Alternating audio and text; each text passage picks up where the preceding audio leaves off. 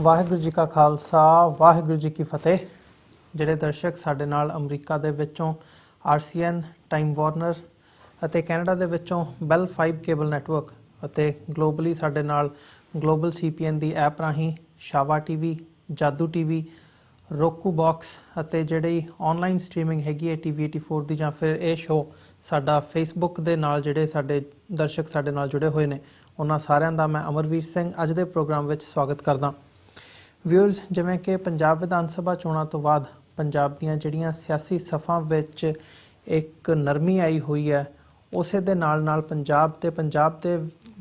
ਤੋਂ ਬਾਹਰ ਵਸਦੇ ਜਿਹੜੇ ਸਿੱਖ ਨੇ ਉਹਨਾਂ ਦੇ ਮਨਾਂ ਦੇ ਵਿੱਚ ਕਈ ਸਵਾਲ ਉੱਠ ਰਹੇ ਨੇ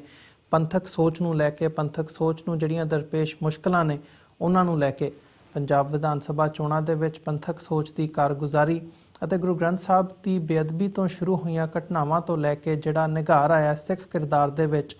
ਉਹਨਾਂ ਨੂੰ ਲੈ ਕੇ ਕਈ ਸਵਾਲ ਨੇ ਸਿੱਖਾਂ ਦੇ ਮਨਾਂ ਦੇ ਵਿੱਚ। ਇਸ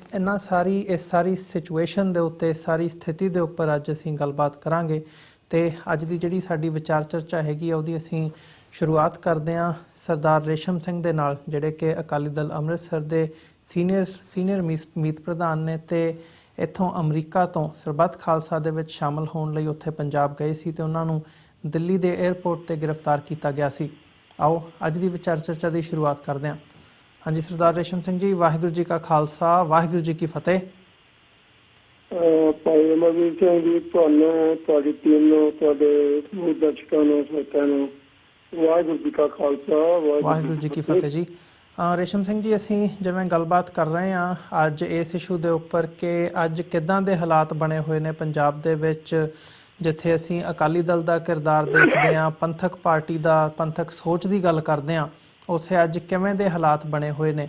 ਸੋ ਇਸ ਸਾਰੀ ਸਿਚੁਏਸ਼ਨ ਨੂੰ ਜੋ ਪਿਛਲੇ ਸਾਰੇ ਸਮੇਂ ਦੇ ਦੌਰਾਨ, ਚੋਣਾਂ ਦੇ ਦੌਰਾਨ ਅਤੇ ਚੋਣਾਂ ਤੋਂ ਪਹਿਲਾਂ ਸਾਰਾ ਜੋ ਘਟਨਾਕ੍ਰਮ ਵਾਪਰਿਆ, ਗੁਰੂ ਗ੍ਰੰਥ ਸਾਹਿਬ ਦੀ ਬੇਅਦਬੀ ਦੀਆਂ ਘਟਨਾਵਾਂ ਤੋਂ ਲੈ ਕੇ ਜਿਹੜੀ ਅੱਜ ਅਕਾਲੀ ਦਲ ਅੰਮ੍ਰਿਤਸਰ ਦੀ ਸਥਿਤੀ ਵੀ ਹੈਗੀ ਹੈ, ਕਿਉਂਕਿ ਅਕਾਲੀ ਦਲ ਅੰਮ੍ਰਿਤਸਰ ਵੱਲੋਂ ਵੀ ਜਿਹੜੀਆਂ ਚੋਣਾਂ ਲੜੀਆਂ ਗਈਆਂ ਨੇ ਉਹ ਪੰਥਕ ਏਜੰਡੇ ਨੂੰ ਮੁੱਖ ਰੱਖ ਕੇ ਲੜੀਆਂ ਗਈਆਂ ਨੇ। ਸੋ ਇਸ ਸਾਰੀ ਸਿਚੁਏਸ਼ਨ ਨੂੰ ਤੁਸੀਂ ਕਿਵੇਂ ਦੇਖਦੇ ਹੋ ਅਤੇ ਕੀ ਸਮਝਦੇ ਹੋ ਕਿ ਜਿਹੜੀ ਅੱਜ ਦੀ ਸਥਿਤੀ ਹੈ ਉਹਦੇ ਵਿੱਚ ਅਸੀਂ ਕਿੱਥੇ ਕੁ ਖੜੇ ਹਾਂ? ਹਾਂਜੀ, ਇੱਕ ਵਾਰ ਫਿਰ ਮੈਂ ਸਾਰਿਆਂ ਨੂੰ ਫਤਿਹ ਅੱਜ ਕਰਦਾ ਜੀ। ਵਾਹਿਗੁਰੂ ਜੀ ਕਾ ਖਾਲਸਾ ਵਾਹਿਗੁਰੂ ਜੀ ਕੀ ਫਤਿਹ ਜੀ। ਅਮਰਜੀਤ ਸਿੰਘ ਜੀ, ਸਿਚੁਏਸ਼ਨ ਜਿਹੜੀ ਹੈ ਇਸ ਵੇਲੇ ਬੜੀ ਅਜੀਬ ਬਣੀ ਹੋਈ ਹੈ। ਜੇ ਆਪਾਂ ਥੋੜ੍ਹਾ ਜਿਹਾ ਪਿਛਲੀ ਝਾਤ ਮਾਰੀਏ ਤਾਂ ਜਦੋਂ ਤੋਂ ਸ੍ਰੀ ਗੁਰੂ ਗ੍ਰੰਥ ਸਾਹਿਬ ਜੀ ਮਹਾਰਾਜ ਦੇ ਰੂਪਾਂ ਦੀ ਬੇਅਦਬੀ ਸ਼ੁਰੂ ਹੋਈ, ਸਰਕਾਰ ਨੇ ਕਦੇ ਵੀ ਇਸ ਗੱਲ ਲਈ ਆਪਣੇ ਆਪ ਨੂੰ ਦੋਸ਼ੀ ਨਹੀਂ ਮੰਨਿਆ ਕਿ ਜੋ ਕੁਛ ਪੰਜਾਬ 'ਚ ਹੋ ਰਿਹਾ ਹੈ ਉਹਦੇ ਲਈ ਸਰਕਾਰ ਦੀ ਕੋਈ ਜ਼ਿੰਮੇਵਾਰੀ ਹੈਗੀ ਹੈ ਜੀ। ਉਹਨਾਂ ਨੇ ਇਹਨੂੰ ਟਾਲਣ ਵਾਸਤੇ ਕਦੀ ਪਾਕਿਸਤਾਨ ਦੇ ਗਲ ਮੜ ਕੇ, ਕਦੀ ਦੂਜੀਆਂ ਹੋਰ ਜਥੇਬੰਦੀਆਂ ਦੇ ਜਾਂ ਰਾਜਨੀਤਿਕ ਪਾਰਟੀਆਂ ਦੇ ਗਲ ਮੜ ਦਿੱਤਾ ਕਿ ਇਹ ਉਹ ਕਰਵਾ ਰਹੀਆਂ ਨੇ, ਪਰ ਉਹਨਾਂ ਨੇ ਸਿੱਧੇ ਤੌਰ 'ਤੇ ਕਦੇ ਵੀ ਆਪਣੀ ਇਹ ਜ਼ਿੰਮੇਵਾਰੀ ਨਾ ਉਹਨਾਂ ਨੇ ਐਕਸੈਪਟ ਕੀਤੀ ਵੀ ਸਾਡਾ ਇਹਦੇ 'ਚ ਕੋਈ ਦੋਸ਼ ਹੈਗਾ ਜੀ, ਨਾ ਹੀ ਉਹਨਾਂ ਨੇ ਇਹਦੇ 'ਚ ਕੋਈ ਸੁਧਾਰ ਕਰਨ ਦੀ ਜਾਂ ਇਹਦਾ ਹੱਲ ਲੱਭਣ ਦੀ ਕੋਸ਼ਿਸ਼ ਕੀਤੀ। ਤੋ ਇਸ ਕਰਕੇ ਜਿਹੜੇ ਪੰਜਾਬ ਦੇ ਸਿੱਖ ਖਾਸ ਕਰਕੇ, ਪਰ ਸਾਰੀ ਦੁਨੀਆ ਦੇ ਜਿੱਥੇ ਵੀ ਕੋਈ ਸਿੱਖ ਬੈਠਾ ਹੋਇਆ ਜੀ, ਇਸ ਗੱਲੋਂ ਇਸ ਬਾਦਲ ਸਰਕਾਰ ਤੋਂ ਬਹੁਤ ਜ਼ਿਆਦਾ ਦੁਖੀ ਵੀ ਸੀ ਤੇ ਉਹਦੇ ਵਿੱਚ ਬਹੁਤ ਜ਼ਿਆਦਾ ਗੁੱਸਾ ਵੀ ਸੀਗਾ ਕਿ ਜਦੋਂ ਇਲੈਕਸ਼ਨ ਆਉਣੀਆਂ ਤੇ ਇਹਨਾਂ ਨੂੰ ਜ਼ਰੂਰ ਸਭ ਕੁਛ ਖਾਇਆ ਜਾਵੇ। ਸੋ ਉਹਦੇ 'ਚ ਜਦੋਂ ਜਿਵੇਂ ਇਲੈਕਸ਼ਨ ਨੇੜੇ ਆਏ ਤੇ ਇਹਨਾਂ ਦੀ ਬਾਦਲਕਿਆਂ ਦੀ ਬੋਲੀ ਜਿਹੜੀ ਆ ਉਹ ਢਿੱਲੀ ਪੈਂਦੀ ਗਈ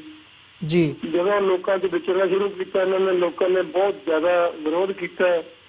ਔਰ ਜਿਵੇਂ ਤੁਸੀਂ ਵੀ ਜਾਣਦੇ ਆ, ਮੀਡੀਆ 'ਚ ਸਾਰਾ ਕੁਛ ਆ ਚੁੱਕਿਆ ਕਿ ਲੋਕਾਂ ਨੇ ਆਪਣਾ ਗੁੱਸਾ ਜਿਹੜਾ ਵੱਖਰੇ ਵੱਖਰੇ ਤਰੀਕੇ ਨਾਲ ਇਹਨਾਂ ਅਕਾਲੀ ਆਗੂਆਂ ਦੇ ਉੱਤੇ ਕੱਢਿਆ।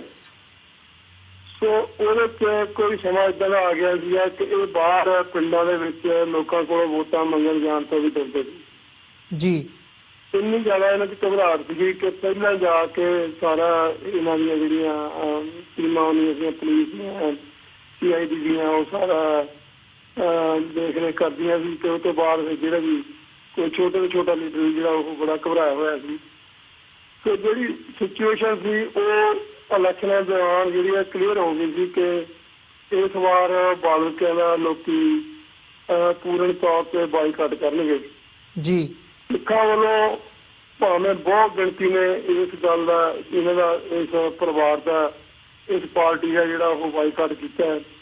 ਪਰ ਫਿਰ ਵੀ ਜਿਹੜੀਆਂ ਐਂਟੀ ਸਿੱਖ ਗਰੁੱਪ ਸੀਗੇ, ਚਾਹੇ ਉਹ ਦੂਜੀਆਂ ਕਮਿਊਨਿਟੀ ਸੀਗੀਆਂ, ਉਹਨਾਂ ਨੇ ਫਿਰ ਵੀ ਥੋੜਾ ਬਹੁਤਾ ਹੰਗਾਰਾ ਭਰਿਆ, ਪਰ ਜਿਸ ਲੈਵਲ ਤੇ ਸੋਚਦੇ ਸੀ ਸ਼ਾਇਦ ਉਸ ਲੈਵਲ ਤੱਕ ਉਹਨਾਂ ਨੂੰ ਹੰਗਾਰਾ ਨਹੀਂ ਮਿਲਿਆ ਜੀ। ਇੱਕ ਗੱਲ ਜਿਹੜੀ ਤੁਸੀਂ ਬੜੀ ਦੇਖੋ ਕਮਾਲ ਦੀ ਹੈ ਕਿ ਹਮੇਸ਼ਾ ਜਦੋਂ ਵੀ ਇਲੈਕਸ਼ਨ ਹੋ ਜਾਂਦੀ ਹੈ ਤਾਂ ਹਰੇਕ ਪਾਰਟੀ ਜਿਹੜੀ ਆ ਉਹ ਆਪਣਾ ਦਾਅਵਾ ਜਿਤਾਉਂਦੀ ਹੈ ਜਦੋਂ ਤੱਕ ਰਿਜ਼ਲਟ ਨਹੀਂ ਆ ਜਾਂਦੇ,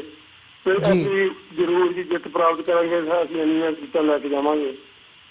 ਚੋਣਾਂ ਦੇ ਦੌਰਾਨ ਭਾਵੇਂ ਸਾਰੀਆਂ ਪਾਰਟੀਆਂ ਨੇ ਦਾਅਵੇ ਕੀਤੇ ਆ ਤੇ ਮੀਡੀਆ ਰਾਹੀਂ ਪੇਡ ਜਿਹੜੀਆਂ ਉਹ ਸਰਵੇ ਵੀ ਕਰਵਾਏ, ਸਾਰਾ ਕੁਛ ਕੀਤਾ ਹੈ ਜੀ, ਪਰ ਜਿਸ ਦਿਨ ਇਲੈਕਸ਼ਨ ਪੋਲ ਹੋ ਗਈ ਹੈ ਉਸ ਤੋਂ ਬਾਅਦ ਕਿਸੇ ਵੀ ਪਾਰਟੀ ਨੇ ਇੱਕ ਥਾਪੜ ਚ ਨਹੀਂ ਕਿਹਾ ਵੀ ਸਾਡੀ ਸਰਕਾਰ ਬਣੂਗੀ, ਕਿਉਂਕਿ ਹਰੇਕ ਪਾਰਟੀ ਜਿਹੜੀ ਅੱਜ ਵੀ ਡਰੀ ਹੋਈ ਹੈ, ਕੋਈ ਵੀ ਪਾਰਟੀ ਹੋਵੇ ਵੀ ਜਿਹੜੀ ਮਰਜ਼ੀ ਲਾ ਲਓ, ਚਾਹੇ ਕਾਂਗਰਸ ਹੋਵੇ, ਆਪ ਹੋਵੇ ਜਾਂ ਉਹ ਅਕਾਲੀ ਹੋਣ, ਅਕਾਲੀਆਂ ਦਾ ਤਾਂ ਵੈਸੇ ਹੀ ਹੁਣ ਬਿਲਕੁਲ ਪਤਾ ਨਹੀਂ ਕਿਵੇਂ ਉਹ ਜਿਉਂਦੇ ਹੋਣਗੇ।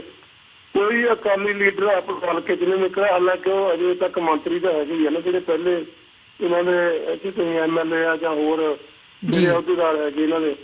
ਪਰ ਕਿਸੇ ਨੇ ਵੀ ਹਿਆ ਨਹੀਂ ਕੀਤਾ ਵੀ ਆਪਣੇ ਇਲਾਕੇ ਚ ਜਾ ਕੇ ਲੋਕਾਂ ਦਾ ਧੰਨਵਾਦ ਕਰ ਦਈਏ ਜਾਂ ਲੋਕਾਂ ਨਾਲ ਕੋਈ ਮੇਲ ਜੋਲ ਰੱਖੀਏ ਕਿ ਕੀ ਹੋ ਰਿਹਾ ਇਲੈਕਸ਼ਨਾਂ ਚ, ਕੀ ਹੋਇਆ।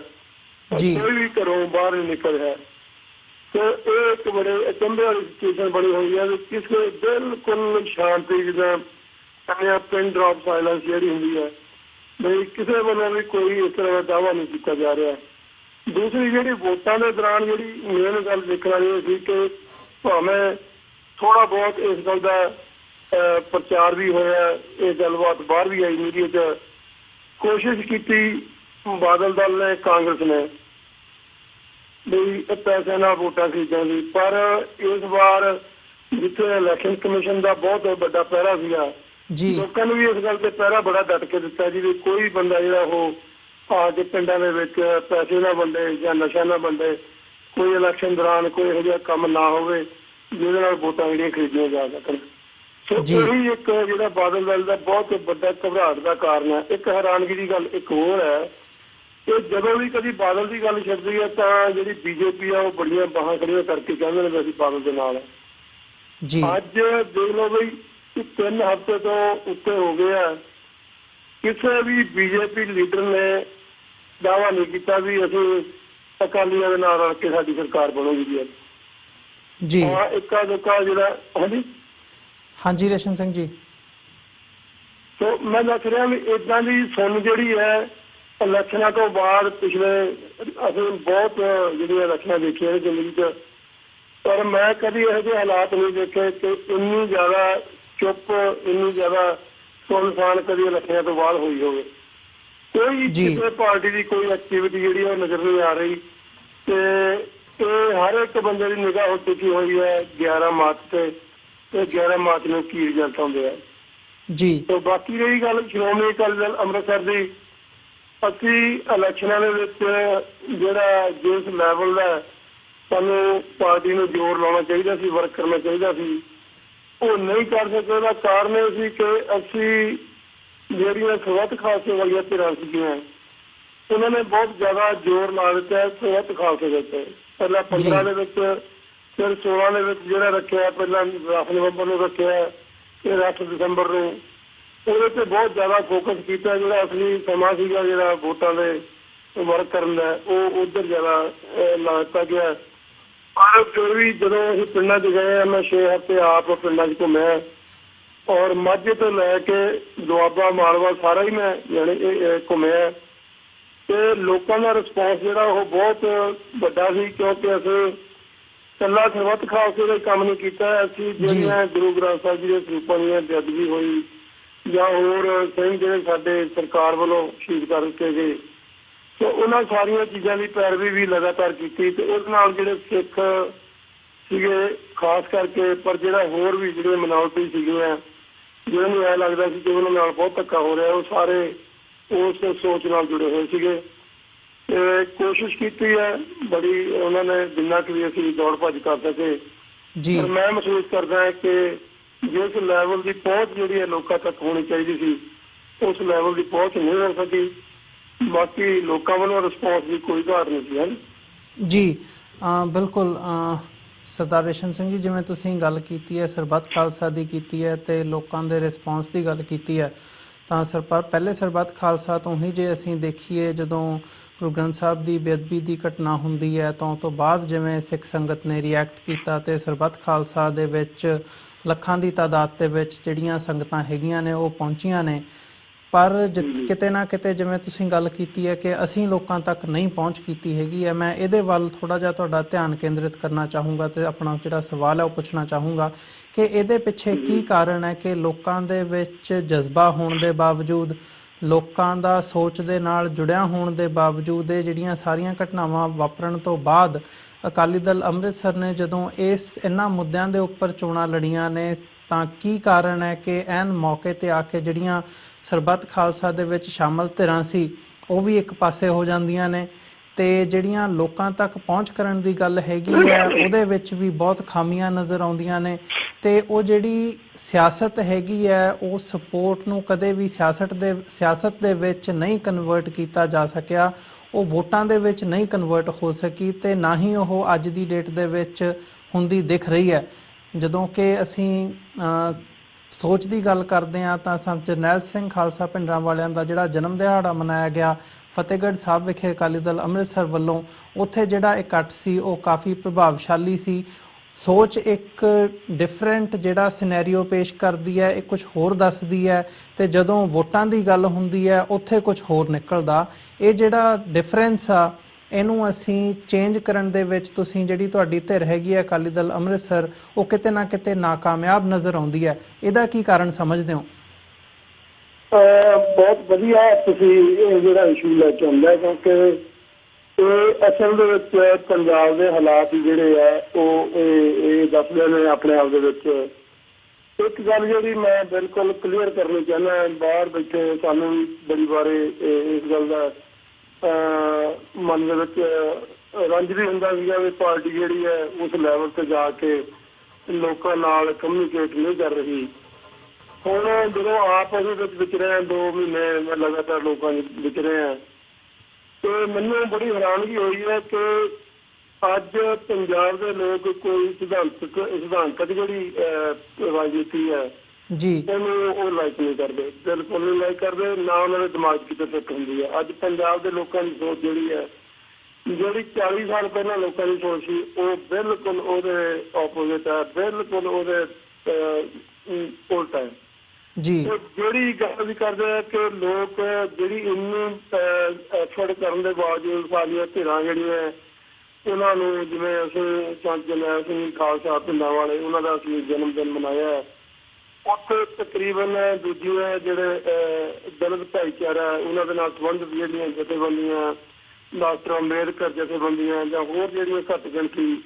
ਜਿਹੜੀਆਂ ਜਥੇਬੰਦੀਆਂ ਜਾਂ ਸੰਸਥਾਵਾਂ ਹੈਗੀਆਂ ਨੇ, ਉਹਨਾਂ ਨੇ ਅਸੀਂ ਆਪ ਉਹਨਾਂ ਤੱਕ ਪਹੁੰਚ ਕਰਕੇ ਸਾਰਿਆਂ ਨਾਲ ਉਹਨਾਂ ਨੇ ਇਸ ਗੱਲ ਦੇ ਉੱਤੇ ਜਿਹੜੇ ਬਿਲਕੁਲ ਸਿਧਾਂਤਕ ਤੌਰ ਤੇ ਉਹਨਾਂ ਨੇ ਸਾਡੇ ਨਾਲ ਸਹਿਮਤੀ ਜਤਾਈ ਹੈ ਕਿ ਅਸਲ ਦੇ ਵਿੱਚ ਲੜਾਈ ਜਿਹੜੀ ਹੈ ਸਾਡੀ, ਇਹ ਉਸ ਜਿਹੜਾ 3.5-4% ਬ੍ਰਾਹਮਣ ਹੈ ਉਹਦੇ ਖਿਲਾਫ ਹੈ, ਜਿਹੜਾ ਗੁਰਮਤਿ ਦਾ ਸਿਧਾਂਤ ਵੀ ਹੈ ਤੇ ਗੁਰੂ ਮਹਾਰਾਜ ਦੀ ਬਾਣੀ ਪੜ੍ਹੀਏ ਤਾਂ ਉਹ ਗੱਲ ਜਿਹੜੀ ਬਿਲਕੁਲ ਸਪਸ਼ਟ ਹੁੰਦੀ ਹੈ ਜੀ। ਬਹੁਤ ਵਾਰ ਏਦਾਂ ਕਹਿ ਦਿੱਤਾ ਜਾਂਦਾ ਜਾਂ ਇਹ ਗੱਲ ਜਿਹੜੀ ਹੈ ਸਮਝਾਉਣ ਵਾਸਤੇ ਕਹੀ ਜਾਂਦੀ ਹੈ ਕਿ ਹਿੰਦੂਆਂ ਤੇ ਸਿੱਖਾਂ ਦੇ ਜਾਂ ਹਿੰਦੂਆਂ ਜਾਂ ਮੁਸਲਮਾਨਾਂ ਦੇ ਵਿਚਕਾਰ ਲੜਾਈ ਹੈਗੀ ਹੈ। ਉੱਥੇ ਵੀ ਇਹ ਗੱਲਾਂ ਜਿਹੜੀਆਂ ਸਪਸ਼ਟ ਹੋਈਆਂ ਨੇ ਭਾਈ, ਜਿਹੜਾ ਦਲਿਤ ਭਾਈਚਾਰਾ ਜਿਹੜਾ ਬਹੁਤ ਵੱਡੀ ਗਿਣਤੀ 'ਚ ਹੈ ਹਿੰਦੁਸਤਾਨ ਦੇ ਵਿੱਚ, ਉਹਨਾਂ ਦੀ ਜਿਹੜੀ ਪਹੁੰਚ ਹੈ ਉਹ ਵੱਖਰੀ ਹੈ। ਉਹ ਵਿਪਰ ਜਿਹੜਾ ਹੈ ਜਾਂ ਬ੍ਰਾਹਮਣ ਜਿਹੜਾ ਹੈ ਉਹ ਉਹਨੂੰ ਵਰਤ ਰਿਹਾ ਆਪਣੇ ਤਰੀਕੇ ਨਾਲ ਜੀ। ਕੋਈ ਹੋਰ ਉਹਨਾਂ 'ਚ ਜਾਗਰਤੀ ਆ ਰਹੀ ਹੈ ਤੇ ਉਹਨਾਂ ਨੂੰ ਅਸਲ ਗੱਲ ਜਿਹੜੀ ਹੈ ਉਹਨਾਂ ਨੂੰ ਵੀ ਸਮਝ ਆ ਰਹੀ ਹੈ। ਤਾਂ ਜਿਹੜੀਆਂ ਸਿੱਖਾਂ ਦੇ ਵਿੱਚ ਵੀ ਸਿਧਾਂਤਕ ਜਥੇਬੰਦੀਆਂ ਜਾਂ ਪੋਲੀਟੀਕਲ ਪਾਰਟੀਆਂ, ਉਹਨਾਂ ਨੂੰ ਵੀ ਇਹ ਗੱਲ ਜਿਹੜੀ ਹੈ ਸਮਝ ਆਉਣ ਲੱਗ ਗਈ ਹੈ ਵੀ ਸਾਡੀ ਲੜਾਈ ਜਿਹੜੀ ਉਹ ਕਿੱਥੇ ਖੜੀ ਹੈ। ਦੂਜੀ ਗੱਲ ਜਿਹੜੀ ਹੈ ਕਿ ਅਸੀਂ ਉਹਨਾਂ ਨੂੰ ਵੋਟ ਬੈਂਕ ਦੇ ਵਿੱਚ ਕਿਉਂ ਨਹੀਂ ਟ੍ਰਾਂਸਫਰ ਕਰ ਪਾਉਂਦੇ ਜੀ। ਇਹ ਗੱਲ ਜਿਹੜੀ ਹੈ ਮੈਂ ਆਪਣੇ ਤੌਰ ਤੇ ਜਿੱਥੇ ਜਿੱਥੇ ਵੀ ਵਿਚਰਿਆ ਮੈਂ ਦੇਖਿਆ ਕਿ ਆਮ ਲੋਕਾਂ ਦੀ ਰਾਏ ਸੀ ਕਿ ਬਾਦਲ ਜਿਹੜਾ ਉਹ ਹਰ ਹਾਲਤ ਦੇ ਵਿੱਚ ਕਿਸੇ ਵੀ ਕੀਮਤ ਤੇ ਨਹੀਂ ਆਉਣਾ ਚਾਹੀਦਾ ਜੀ। ਉਹਦੇ ਚ ਉਹ ਆਲਟਰਨੇਟਿਵ ਜਿਹੜਾ ਉਹ ਕਾਂਗਰਸ ਨੂੰ ਨਹੀਂ ਦੇਖ ਰਹੇ। ਉਹਨਾਂ ਨੇ ਬਾਹਰੋਂ ਵੀ ਇਸ ਗੱਲ ਦਾ ਪ੍ਰਚਾਰ ਜਿਹੜਾ ਬਹੁਤ ਵੱਡੇ ਲੈਵਲ ਤੇ ਹੋਇਆ, ਬਾਹਰੋਂ ਪੈਸਾ ਵੀ ਬਹੁਤ ਵੱਡੇ ਲੈਵਲ ਤੇ ਜਿਹੜਾ ਭੇਜਿਆ ਗਿਆ। ਹੁਣ ਇਹ ਗੱਲ ਜਿਹੜਾ ਮੈਂ ਸਵਾਲ ਪਹਿਲਾਂ ਵੀ ਇੱਕ ਵਾਰੀ ਉਠਾਇਆ ਸੀ ਕਿ ਇਹ NRI ਜਿਹੜੇ ਆ, ਕਿਉਂਕਿ ਮੈਂ ਵੀ ਆਪ ਖੁਦ NRI ਆ, ਤੇ ਮੇਰਾ ਇਹ ਸਵਾਲ ਹੈ ਹੁਣ ਆਪਣੇ ਭਰਾਵਾਂ ਨੂੰ ਜਿਹੜੇ ਬਾਹਰ ਬੈਠੇ ਆ ਜੀ, ਬਈ ਜਿੰਨੀ ਐਫਰਟ ਅਸੀਂ ਆਮ ਆਦਮੀ ਪਾਰਟੀ 'ਚ ਪਾਈ ਹੈ, ਜਿਹੜੀ ਕਿ ਬਿਲਕੁਲ ਆਪਾਂ ਨੂੰ ਪਤਾ ਵੀ ਸਿਧਾਂਤਕ ਤੌਰ ਤੇ ਸਾਡਾ ਸਿੱਖਾਂ ਦਾ ਉਹਦੇ 'ਚ ਕੋਈ ਭਲਾ ਨਹੀਂ ਹੋਣ ਵਾਲਾ, ਜਿਹੜੇ ਸਿੱਖਾਂ ਦੇ ਮਸਲੇ ਉਵੇਂ ਦੇ ਉਵੇਂ ਰਹਿਣਗੇ ਜੀ। ਫਿਰ ਉਹਦੇ ਬਾਵਜੂਦ ਵੀ ਜਿਹੜੇ ਅਕਲਮੰਦ ਸਿੱਖ ਕਹਾਉਂਦੇ ਨੇ ਆਪਣੇ ਆਪ ਨੂੰ, ਉਹਨਾਂ ਨੇ ਆਮ ਆਦਮੀ ਪਾਰਟੀ ਦੀ ਖਾਤਰ ਜਿੰਨਾ ਕੁ ਪ੍ਰਚਾਰ ਕੀਤਾ, ਜਿੰਨਾ ਕੁ ਪੈਸਾ ਡੋਨੇਟ ਕੀਤਾ,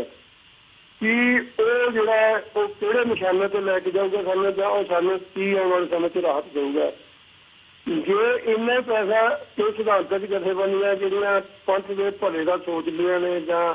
ਲੰਮੀ ਲੜਾਈ ਲੜ ਰਹੀਆਂ ਨੇ ਲੰਮੇ ਸਮੇਂ ਤੋਂ ਜੀ, ਉਹਨਾਂ ਨੇ ਨਾਲ ਇਹ ਇਸ ਤਰ੍ਹਾਂ ਪਿਛਲੇ 40 ਸਾਲਾਂ ਦੇ ਵਿੱਚ ਬਾਹਰਲਾ ਸਿੱਖ ਕਿਉਂ ਨਹੀਂ ਖੜ ਸਕਿਆ। ਇੱਕ ਵੱਡੀ ਗੱਲ ਇਹ ਹੈ। ਦੂਸਰੀ ਗੱਲ ਮੈਂ ਇਹ ਹੈ ਕਿ ਅੱਜ ਮੈਂ ਤਕਰੀਬਨ ਸਾਰੇ ਜਿੰਨੇ ਵੀ ਸਾਡੇ ਪੰਥਕ ਆਗੂ ਹੈਗੇ ਨੇ, ਜਿਹਨਾਂ ਨੂੰ ਚਲੋ ਮੈਂ ਹਮੇਸ਼ਾ ਪੰਥਕ ਆਗੂ ਉਹਨਾਂ ਨੂੰ ਕਹਾਂਗਾ ਕਿ ਜਿਨ੍ਹਾਂ ਨੇ ਲੰਮਾ ਸਮਾਂ ਲੜਾਈ ਲੜੀ ਹੈ, ਚਾਹੇ ਉਹਨਾਂ 'ਚ ਦਲ ਖਾਲਸਾ ਸੀ, ਪੰਜ ਪ੍ਰਧਾਨੀ ਸੀ, ਜਥੇਦਾਰ ਨੰਦਗੜ੍ਹ ਸੀ, ਕੇਵਲ ਸਿੰਘ ਸੀ, ਸਾਡੇ ਬੁੱਧੀਜੀਵੀ ਸੀ, ਸਾਰੇ ਇਹ ਸੀਗੇ ਨਾ ਜੀ। ਇਹਨਾਂ ਦੇ ਨਾਲ ਲਗਾਤਾਰ ਕਮਿਊਨੀਕੇਸ਼ਨ ਕੀਤੀ ਹੈ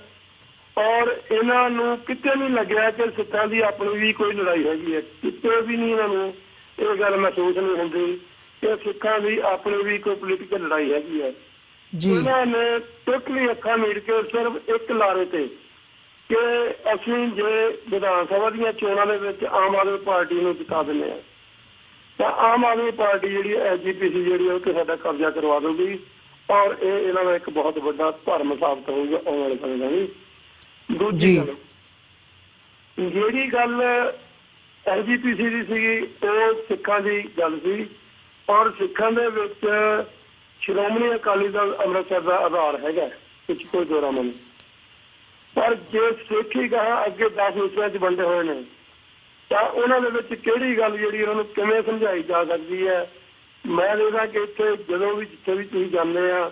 10 ਵੀ 50-100 ਬੰਦਾ ਇਕੱਠਾ ਹੁੰਦਾ, ਉਹਨਾਂ ਨੂੰ ਦਲੀਲ ਨਾਲ ਸਮਝਾਉਂਦੇ ਆ। ਮੈਂ ਪਿਛਲੇ 2 ਹਫ਼ਤਿਆਂ 'ਚ ਕਾਫੀ ਇਹੋ ਜਿਹੀਆਂ ਮੀਟਿੰਗਾਂ ਜਿਹੜੀਆਂ ਅਟੈਂਡ ਕੀਤੀਆਂ ਨੇ ਜਿਨ੍ਹਾਂ 'ਚ 100 ਦੇ ਕਰੀਬ ਜੰਗ ਬੱਚੇ ਜਿਹੜੇ ਆ ਉਹਨਾਂ ਨੇ ਕੋਈ ਸੈਮੀਨਾਰ ਰੱਖਿਆ ਹੁੰਦਾ, ਕੋਰ ਗੱਲਾਂ,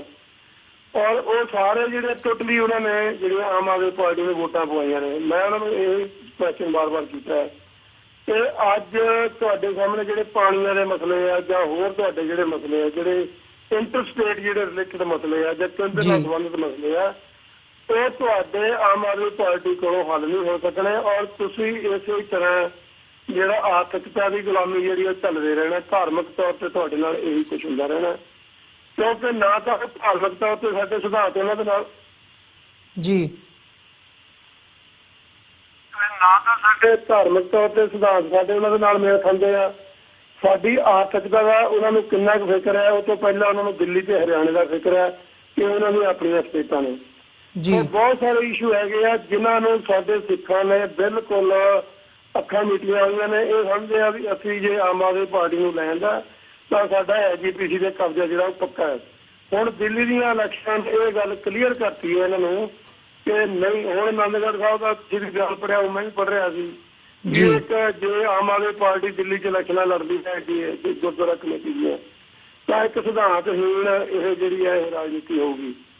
ਸੋ ਉਹ ਪਹਿਲਾਂ ਤਾਂ ਸਵਾਲ ਇਹ ਖੜਾ ਹੁੰਦਾ ਵੀ ਕੀ ਇਸੀ ਗੱਲ ਕਹਿ ਕੇ ਸਾਡਾ ਛੁਟਕਾਰਾ ਹੋ ਜਾਂਦਾ। ਅਸੀਂ ਹਰ 5 ਸਾਲ ਬਾਅਦ ਇਹੀ ਕਹਿਣਾ ਕਿ ਸਾਡੇ ਨਾਲ ਧੋਖਾ ਹੋ ਗਿਆ, ਸਾਡੇ ਨਾਲ ਧੋਖਾ ਹੋ ਗਿਆ, ਪਰ ਵਾਰ-ਵਾਰ ਧੋਖਾ ਖਾਣ ਦੀ ਆਦਤ ਸਾਨੂੰ ਪੈ ਚੁੱਕੀ ਆ। ਅਸੀਂ ਭਰਾ ਦੇ ਨਾਲ ਭਾਈਵਾਲੀ ਨਹੀਂ ਕਰ ਸਕਦੇ। ਅਸੀਂ ਉਹਨਾਂ ਲੋਕਾਂ ਨਾਲ ਜਿਨ੍ਹਾਂ ਦਾ ਸਾਨੂੰ ਬਿਲਕੁਲ ਕਲੀਅਰ ਵੀ ਹੈ ਕਿ ਇਹ ਲੋਕ ਜਿਹੜੇ ਆ ਇਹ ਸਾਡੇ ਨਾਲ ਕਦੇ ਵੀ ਨਾ ਸਿਧਾਂਤਕ ਤੌਰ ਤੇ, ਨਾ ਆਰਥਿਕ ਤੌਰ ਤੇ, ਨਾ ਪੋਲੀਟੀਕਲ ਤੌਰ ਤੇ ਕਦੀ ਭਾਈਵਾਲ ਦੇ। ਹੁਣ ਇੱਕ ਲਾਸਟ ਗੱਲ ਮੈਂ ਜ਼ਰੂਰ ਕਰਨੀ ਚਾਹੁੰਦਾ ਜੀ, ਬਿਲਕੁਲ। ਜਿਹੜੀਆਂ ਸਰਬੱਤ ਖਾਲਸੇ ਦੀਆਂ ਜਥੇਬੰਦੀਆਂ ਜਿਹੜੀਆਂ ਸਾਡੇ ਨਾਲ ਚੱਲੀਆਂ ਸੀਗੀਆਂ, ਉਹਨਾਂ ਨੂੰ ਵੀ ਇਹ ਬੁਖਾਰ ਸੀਗਾ ਵੀ ਸਾਨੂੰ ਜੇ ਅਸੀਂ ਰਾਜਨੀਤਿਕ ਤੌਰ ਤੇ ਇਹਨਾਂ ਦੀ ਵਿਧਾਨ ਸਭਾ 'ਚ ਸਪੋਰਟ ਕਰ ਦਿੰਦੇ ਹਾਂ ਤਾਂ ਇਹ ਆਉਣ ਵਾਲੀਆਂ ਜਿਹੜੀਆਂ ਇਲੈਕਸ਼ਨ ਹੈ ਐਸਜੀਪੀਸੀ ਦੀਆਂ, ਉਹਦੇ 'ਚ ਜਿਹੜੀ ਆਮ ਆਦਮੀ ਪਾਰਟੀ ਹੈ ਉਹ ਸਾਨੂੰ ਜਿਹੜੀ ਉਹ ਉੱਥੇ ਜ਼ਰੂਰ ਸਾਡਾ ਕਬਜ਼ਾ ਕਰਵਾ ਦੇਊਗੀ ਜੀ। ਇਹ ਵੀ ਉਹਨਾਂ ਦਾ ਭਰਮ ਜਿਹੜਾ ਟੁੱਟ ਗਿਆ। ਹੁਣ ਇੱਥੇ ਗੱਲ ਜਿਹੜੀ ਅਸੀਂ ਆਪਣੀ ਗੱਲ ਤੇ ਖੜੇ ਹਾਂ ਔਰ ਅਸੀਂ ਆਪਣੀ ਲੜਾਈ ਲੜੀ ਜਾ ਰਹੇ ਹਾਂ, ਪਰ ਇਹਨਾਂ ਲੋਕਾਂ ਨੂੰ, ਇਹਨਾਂ ਵੀਰਾਂ ਨੂੰ ਸਮਝਾਉਣ ਵਾਸਤੇ ਸਾਡੇ ਕੋਲ ਕੋਈ ਇਹੋ ਜਿਹਾ ਫਾਰਮੂਲਾ ਨਹੀਂ ਹੈਗਾ ਕਿ ਇਹਨਾਂ ਦੇ ਦਿਮਾਗ 'ਚ ਕੋਈ ਗੱਲ ਫਿੱਟ ਹੋ ਜੇ। ਮਤਲਬ 1 ਸਾਲ 2 ਸਾਲ ਲਗਾਤਾਰ ਕੰਮ ਕਰਨ ਦੇ ਬਾਵਜੂਦ ਵੀ ਬਾਰ-ਬਾਰ ਉਹ ਗੱਲਾਂ ਸਮਝਾਉਣ ਦੇ ਬਾਵਜੂਦ ਇਹਨਾਂ ਬੰਦਿਆਂ ਨੂੰ ਨਹੀਂ ਗੱਲ ਸਮਝ ਆਈ ਕਿ ਸਿਧਾਂਤਕ ਤੌਰ ਤੇ ਜਿਹੜੀ ਸਾਡੀ ਲੜਾਈ ਹੈ ਉਹਦੇ 'ਚ ਕਿਸੇ ਵੀ ਦੂਸਰੀ ਪਾਰਟੀ ਨੇ ਸਾਡੇ ਨਾਲ ਭਾਈਵਾਲ ਨਹੀਂ ਬਣਨਾ। ਜਿਹੜੀਆਂ ਆਪਣੇ ਆਪ ਨੂੰ ਪੰਥਕ ਕਹਾਣੀਆਂ ਧਿਰਾਂ ਨੇ, ਜੇ ਇਹ ਇਕੱਠੀਆਂ ਨਹੀਂ ਹੁੰਦੀਆਂ ਤਾਂ ਇਹ ਸਿੱਖਿਆ ਨੂੰ ਮਾਰ ਪੈਂਦੀ ਰਹੂਗੀ। ਇਹ ਇਸੇ ਤਰ੍ਹਾਂ ਹੀ ਚੱਲਦਾ ਰਹੂਗਾ। ਇਹ ਅੱਜ ਸਿੱਖਾਂ ਦੀਆਂ ਜਥੇਬੰਦੀਆਂ ਜਿਹੜੀਆਂ ਆਪਾਂ ਨੂੰ ਪੰਥਕ ਕਹਾਣੀਆਂ ਨੇ ਉਹਨਾਂ ਨੂੰ ਸਮਝਣ ਦੀ ਲੋੜ ਹੈ ਕਿ ਅੱਜ ਨੂੰ, ਸਾਲ ਨੂੰ, 2 ਸਾਲਾਂ ਨੂੰ, 10 ਸਾਲਾਂ ਨੂੰ, ਜਿੱਦਣ ਵੀ ਉਹਨਾਂ ਦੇ ਦਿਮਾਗ 'ਚ ਇਹ ਗੱਲ ਫਿੱਟ ਹੋਵੇ ਕਿ ਸਾਡੀ ਸਿਧਾਂਤਕ ਲੜਾਈ ਜਿਹੜੀ ਹੈ ਉਹ ਸਿਰਫ ਅਸੀਂ ਲੜ ਸਕਦੇ ਹਾਂ, ਦੂਜੇ ਸਾਡੀ ਕੋਈ ਮਦਦ ਨਹੀਂ ਕਰ ਸਕਦਾ, ਉਦੋਂ ਤੱਕ ਇਹ ਸਾਡਾ ਕੰਮ ਇਸੇ ਤਰ੍ਹਾਂ ਚੱਲੀ ਜਾਊਗਾ ਜੀ। ਭਾਈ ਰੇਸ਼ਮ ਸਿੰਘ ਜੀ, ਜਿਵੇਂ ਤੁਸੀਂ ਮੈਂਸ਼ਨ ਕੀਤੀ ਹੈ ਤੇ ਸਾਰੀ ਜਿਹੜੀ ਸਿਚੁਏਸ਼ਨ ਹੈ ਉਹਨੂੰ ਤੁਸੀਂ ਆਪਣੇ ਸ਼ਬਦਾਂ ਦੇ ਵਿੱਚ ਬਿਆਨ ਕੀਤਾ, ਤਾਂ ਜਿਹੜੀਆਂ ਤੁਸੀਂ ਕੁਝ ਸਵਾਲ ਵੀ ਖੜੇ ਕੀਤੇ ਆ ਕਿ ਕਿਉਂ ਜਿਹੜੀਆਂ ਪੰਥਕ ਧਿਰਾਂ ਹੈਗੀਆਂ ਉਹ ਇਕੱਠਿਆਂ ਨਹੀਂ ਕੰਮ ਕਰ ਪਾ ਰਹੀਆਂ ਤੇ ਕਿਉਂ ਜਿਹੜਾ ਬਾਹਰਲਾ ਸਿੱਖ ਹੈਗਾ ਉਹ ਅਕਾਲੀ ਦਲ ਅੰਮ੍ਰਿਤਸਰ ਦੇ ਨਾਲ ਜਾਂ ਜਿਹੜੀ ਪੰਥਕ ਸੋਚ ਨੂੰ ਅੱਗੇ ਲੈ ਕੇ ਕੰਮ ਕਰਨ ਵਾਲੀਆਂ ਜਥੇਬੰਦੀਆਂ ਹੈਗੀਆਂ ਨੇ ਉਹਨਾਂ ਦੇ ਨਾਲ ਕਿਉਂ ਨਹੀਂ ਕੰਮ ਕਰ ਪਾ ਰਿਹਾ। ਤੇ ਜਿਹੜੇ ਹੋਰ ਵੀ ਸਵਾਲ ਇੱਦਾਂ ਦੇ ਹੈਗੇ ਆ ਉਹਨਾਂ ਦੇ ਜਿਹੜੇ ਜਵਾਬ ਨੇ ਉਹ ਤਾਂ ਮੇਰੇ ਹਿਸਾਬ ਦੇ ਨਾਲ ਚਿੰਤਨ ਦੇ ਵਿੱਚੋਂ ਨਿਕਲਣਗੇ ਜੇ ਸਾਰੇ ਬੈਠ ਕੇ ਸੋਚ ਵਿਚਾਰ ਕਰਨਗੇ ਕਿ ਇਹਨਾਂ ਦਾ ਹੱਲ ਅਸੀਂ ਕਿਵੇਂ ਕੱਢ ਸਕਦੇ ਹਾਂ ਤੇ ਘੱਟੋ ਘੱਟ ਕੋਈ ਕਾਮਨ ਮਿਨੀਮਮ ਪ੍ਰੋਗਰਾਮ ਦੇ ਉੱਪਰ ਇਕੱਠਿਆਂ ਹੋ ਕੇ ਕਿਵੇਂ ਕੰਮ ਕਰ ਸਕਦੇ ਹਾਂ, ਤਾਂ ਹੀ ਇਹਦਾ ਜਿਹੜਾ ਹੱਲ ਹੈਗਾ ਉਹ ਨਿਕਲ ਸਕਦਾ। ਪਰ ਇਸ ਸਮੇਂ ਦੇ ਦੌਰਾਨ ਇੱਕ ਚੰਗੀ ਗੱਲ ਇਹ ਜ਼ਰੂਰ ਦੇਖਣ ਨੂੰ ਮਿਲੀ ਹੈ, ਜਿਵੇਂ ਤੁਸੀਂ ਦੱਸਿਆ ਕਿ ਅਕਾਲੀ ਦਲ ਅੰਮ੍ਰਿਤਸਰ ਵੱਲੋਂ ਜਿਹੜਾ ਫਤਿਹਗੜ੍ਹ ਸਾਹਿਬ ਵਿਖੇ ਸੰਤਾਂ ਦੇ ਜਨਮ ਦਿਹਾੜੇ ਨੂੰ ਮੁੱਖ ਰੱਖਦਿਆਂ ਸਮਾਗਮ ਕਰਵਾਇਆ ਗਿਆ ਸੀ, ਉਹਦੇ ਵਿੱਚ ਜਿਹੜੇ ਭਾਰਤ ਮੁਕਤੀ ਮੋਰਚਾ ਦੇ ਜਥੇਬੰਦੀ ਹੈਗੀ ਹੈ ਦਲਿਤਾਂ ਦੀ, ਉਹਨਾਂ ਦੇ ਜਿਹੜੇ ਕੌਮੀ ਪ੍ਰਧਾਨ ਨੇ ਉਹ ਪਹੁੰਚੇ ਸੀ ਤੇ ਜਿਹੜੀ ਇੱਕ ਇਹ ਲਾਈਨ ਹੈਗੀ ਹੈ ਦਲਿਤਾਂ ਨੂੰ ਆਪਣੇ ਨਾਲ ਲਾ ਕੇ ਇਕੱਠਿਆਂ ਕੰਮ ਕਰਨ ਦੀ ਸਿਸਟਮ ਦੇ ਵਿੱਚ ਰਹਿੰਦਿਆਂ ਹੋਇਆਂ ਕੌਨਸਟੀਟਿਊਸ਼ਨਲੀ ਇਹ ਇੱਕ ਚੰਗੀ ਲਾਈਨ ਹੈਗੀ ਹੈ। ਸੋ ਅਖੀਰ ਦੇ ਵਿੱਚ ਜਾਂਦਿਆਂ ਮੈਂ ਇਹਦੇ ਬਾਰੇ ਤੁਹਾਡੇ ਕੋਲੋਂ ਪੁੱਛਣਾ ਚਾਹੂੰਗਾ ਕਿ ਆਉਣ ਵਾਲੇ ਸਮੇਂ ਦੇ ਵਿੱਚ ਕੀ ਅਸੀਂ ਇਹਨੂੰ ਵੱਧਦਾ ਫੁੱਲਦਾ ਇਸ ਰਿਲੇਸ਼ਨਸ਼ਿਪ ਨੂੰ ਦੇਖ ਸਕਦੇ ਹਾਂ ਜਾਂ ਪਹਿਲਾਂ ਦੀ ਤਰ੍ਹਾਂ ਜਿਵੇਂ ਪਹਿਲਾਂ ਵੀ ਕਦੇ ਇੱਦਾਂ ਦੇ ਮੂਵ ਹੁੰਦੇ ਆ ਤਾਂ ਇਕੱਠੇ ਹੋਏ ਤੇ ਫਿਰ ਵੱਖ ਹੋ ਗਏ, ਫਿਰ ਜਿਹੜੀ ਹੈਗੀ ਆ ਉਹ ਨਿਰਾਸ਼ਤਾ ਸਾਹਮਣੇ ਆਉਂਦੀ ਹੈ, ਉਹ ਲਾਈਨ ਹੋਣੀ ਹੈ। ਇਸ ਬਾਰੇ ਤੁਸੀਂ ਕੀ ਕਹਿਣਾ ਚਾਹੋਗੇ? ਤੁਹਾਡੇ 1 ਮਿੰਟ ਹੈਗਾ ਜੀ ਸਾਡੇ ਕੋਲ। ਹਾਂਜੀ, ਇਹਦੇ ਬਾਰੇ ਮੈਂ ਕਹਾਂਗਾ ਜੀ ਇਹ ਆਉਣ ਵਾਲੇ ਦਿਨ 'ਚ ਅਸੀਂ ਪੂਰੀ ਐਫਰਟ ਕਰ ਰਹੇ ਹਾਂ। ਅੱਜ ਫਤਿਹਗੜ੍ਹ ਸਾਹਿਬ ਦੇ ਵਿੱਚ ਮੀਟਿੰਗ ਬੁਲਾਈ ਗਈ ਸੀ, ਆਪਣੀ ਪਾਰਟੀ ਦੇ ਜਿਹੜੇ ਸੀਨੀਅਰ ਬੰਦੇ ਆ ਉਹਨਾਂ ਨੂੰ ਬੁਲਾਇਆ ਗਿਆ ਸੀ। ਮੈਂ ਵੀ ਉੱਥੇ ਪਹੁੰਚਣਾ ਸੀ ਪਰ ਅਜੇ ਮੇਰੀ ਸਿਹਤ ਪੂਰੀ ਨਾ ਸਹੀ ਹੋਣ ਦੇ ਕਰਕੇ ਅਜੇ ਤੱਕ ਮੈਂ ਡਿਸਾਈਡ ਨਹੀਂ ਕਰ ਸਕਿਆ ਵੀ ਮੈਂ ਜਾ ਸਕਾਂਗਾ ਉੱਥੇ ਕਿ ਨਹੀਂ। 3 ਘੰਟੇ ਦੀ ਡਰਾਈਵ ਵੀ ਹੈਗੀ ਆ, ਪਰ ਬਹੁਤ ਜਲਦੀ ਹਫ਼ਤੇ ਦੇ ਵਿੱਚ ਅਸੀਂ ਕੋਈ ਇੱਦਾਂ ਦਾ ਸੰਜੀਦਾ ਵਿਚਾਰ ਜਿਹੜੇ ਕਰਾਂਗੇ ਜਿਹਦੇ ਤੇ ਇਹਨਾਂ ਨੂੰ ਕੋਈ ਇਕੱਠੇ ਲੈ ਕੇ ਤੁਰਨ ਦੀ ਗੱਲ ਜਿਹੜੀ ਹੈ, ਕਿਉਂਕਿ ਪੰਜਾਬ ਲੈਵਲ ਦੇ ਵਿੱਚ ਮੈਨੂੰ ਦੁਆਬੇ ਦੇ ਵਿੱਚ ਅਸੀਂ ਪੂਰੀ ਐਫਰਟ ਕਰ ਰਹੇ ਹਾਂ। ਜਿਹੜਾ ਇਹਨਾਂ ਦਾ ਦਲਿਤ ਕ੍ਰਾਂਤੀ ਦਲ ਹੈ ਉਹਨਾਂ ਦੇ ਜਿਹੜੇ ਸੀਨੀਅਰ ਬੰਦੇ ਹੈਗੇ ਆ ਉਹਨਾਂ ਦੇ ਨਾਲ ਸਾਡੀ ਲਗਾਤਾਰ ਕਮਿਊਨੀਕੇਸ਼ਨ ਹੈਗੀ ਆ। ਸੋ ਪਰਸੋਂ 1 ਦਿਨ ਪਹਿਲਾਂ ਵੀ ਸਾਡੀ ਉਹਨਾਂ ਦੇ ਨਾਲ ਕਾਫੀ ਲੰਬੀ ਚੌੜੀ ਗੱਲਬਾਤ ਹੋਈ ਹੈ ਤੇ ਅਸੀਂ ਇਸ ਗੱਲ ਨੂੰ ਜਿਹੜਾ ਅਸੀਂ ਮੇਕ ਸ਼ੋਰ ਕਰਾਂਗੇ, ਅਸੀਂ ਇਹਨੂੰ ਕੰਟੀਨਿਊ ਰੱਖਾਂਗੇ। ਉਹਦੇ 'ਚ ਅਮਰਵੀਰ ਸਿੰਘ ਦੀ ਸਭ ਤੋਂ ਵੱਡੀ ਗੱਲ ਜਿਹੜੀ ਚੰਗੀ ਗੱਲ ਜਿਹੜੀ ਮੈਂ ਮਹਿਸੂਸ ਕਰਦਾ ਉਹ ਇਹ ਹੈ ਕਿ ਸਾਡੀ ਲੜਾਈ ਜਿਹੜੀ ਹੈ ਉਹ ਇੱਕੋ ਹੀ ਆ ਜੀ। ਇਹ ਦੋਨਾਂ ਧਿਰਾਂ ਨੂੰ ਸਮਝ ਆ ਗਈ ਹੈ ਕਿ ਸਾਡੀ ਲੜਾਈ ਇੱਕੋ ਹੀ ਹੈ, ਦੁਸ਼ਮਣ ਸਾਡਾ ਇੱਕ ਹੈ ਤੇ ਅਸੀਂ ਲੜਾਈ ਕਿਵੇਂ ਲੜਨੀ ਹੈ ਇਹ ਅਜੇ ਤੈਅ ਕਰਨਾ ਬਾਕੀ ਹੈ। ਔਰ ਬਹੁਤ ਜਲਦੀ ਅਸੀਂ ਕੋਸ਼ਿਸ਼ ਕਰਾਂਗੇ ਕਿ ਉਹਨਾਂ 'ਚ ਵੀ ਬੜੇ ਇੰਟੈਲੀਜੈਂਟ ਬੰਦੇ ਹੈਗੇ ਆ, ਆਪਣੇ ਪਾਰਟੀ 'ਚ ਵੀ ਬੰਦੇ ਹੈਗੇ ਆ ਤੇ ਬੈਠ ਕੇ ਸਾਰੇ ਜਿਹੜਾ ਉਹ ਜਿਹੜੇ ਕੋਈ ਨਾ ਕੋਈ ਗਾਈਡਲਾਈਨ ਜਿਹੜੀ ਕੋਈ ਵੀ ਤੈਅ ਕਰਾਂਗੇ ਜਿਹਦੇ ਤਹਿਤ ਉਹ ਪ੍ਰੋਗਰਾਮ ਜਿਹੜਾ ਉਹ ਲਗਾਤਾਰ ਜਿਹੜਾ ਚੱਲੇਗਾ। ਜੀ ਰੇਸ਼ਮ ਸਿੰਘ ਜੀ, ਤੁਹਾਡਾ ਬਹੁਤ-ਬਹੁਤ ਧੰਨਵਾਦ। ਤੁਸੀਂ ਆਪਣਾ ਸਮਾਂ ਕੱਢਿਆ ਤੇ ਇਹਨਾਂ ਸਾਰੇ ਇਸ਼ੂਜ਼ ਦੇ ਉੱਪਰ ਸਾਡੇ ਦਰਸ਼ਕਾਂ ਦੇ ਨਾਲ ਆਪਣੇ ਵਿਚਾਰ ਸਾਂਝੇ ਕੀਤੇ ਆ। ਅੱਜ ਦੇ ਸ਼ੋਅ ਦੇ ਵਿੱਚ ਅਸੀਂ ਤੁਹਾਡੇ ਕੋਲੋਂ ਇੱਥੇ ਹੀ ਇਜਾਜ਼ਤ ਚਾਹਾਂਗੇ ਜੀ। ਵਾਹਿਗੁਰੂ ਜੀ ਕਾ ਖਾਲਸਾ, ਵਾਹਿਗੁਰੂ ਜੀ ਕੀ ਫਤਿਹ ਜੀ। ਅਮਰਜੀਤ ਸਿੰਘ, ਤੁਹਾਡਾ ਤੁਹਾਡੀ ਟੀਮ ਦਾ ਤੇ ਸਰੋਤਿਆਂ ਦਾ ਬਹੁਤ-ਬਹੁਤ ਧੰਨਵਾਦ, ਜਿਹੜਾ ਤੁਸੀਂ ਵਿਚਾਰ ਰੱਖਣ ਦਾ ਸਮਾਂ ਦਿੱਤਾ। ਵਾਹਿਗੁਰੂ ਜੀ ਕਾ ਖਾਲਸਾ, ਵਾਹਿਗੁਰੂ ਜੀ ਕੀ ਫਤਿਹ ਜੀ। ਵਿਊਅਰਸ, ਜਾਂਦੇ ਜਾਂਦੇ ਮੈਂ ਤੁਹਾਡੇ ਚਰਨਾਂ ਦੇ ਵਿੱਚ ਵੀ ਅਪੀਲ ਕਰਦਿਆਂ ਕਿ TV84 ਨੂੰ ਅੱਗੇ ਵਧਾਉਣ ਦੇ ਲਈ ਸਾਨੂੰ ਤੁਹਾਡੀ ਮਦਦ ਦੀ ਲੋੜ ਹੈਗੀ ਹੈ। ਤੁਸੀਂ ਸਾਡੀ ਵੈਬਸਾਈਟ ਤੇ ਜਾ ਕੇ tv84.tv www.tv84.tv ਦੇ ਉੱਪਰ ਜਾ ਕੇ ਸਾਨੂੰ ਡੋਨੇਸ਼ਨਸ ਦੇ ਲਈ ਤੁਸੀਂ ਮੰਥਲੀ ਪਲੈਜ ਕਰ ਸਕਦੇ ਹੋ। ਤੇ ਇਸੇ ਦੇ ਨਾਲ ਅੱਜ ਦਾ ਜਿਹੜਾ ਸਾਡਾ ਸ਼ੋਅ ਹੈ ਉਹਨੂੰ ਅਸੀਂ ਇੱਥੇ ਹੀ ਸਮਾਪਤ ਕਰਦੇ ਹਾਂ। ਕੱਲ੍ਹ ਨੂੰ ਤੁਹਾਡੇ ਨਾਲ ਇਸੇ ਸਮੇਂ ਦੇ ਉੱਪਰ ਫਿਰ ਮੁਲਾਕਾਤ ਹੋਵੇਗੀ। ਇਜਾਜ਼ਤ ਦਿਓ ਜੀ। ਵਾਹਿਗੁਰੂ ਜੀ ਕਾ ਖਾਲਸਾ, ਵਾਹਿਗੁਰੂ ਜੀ ਕੀ ਫਤਿਹ।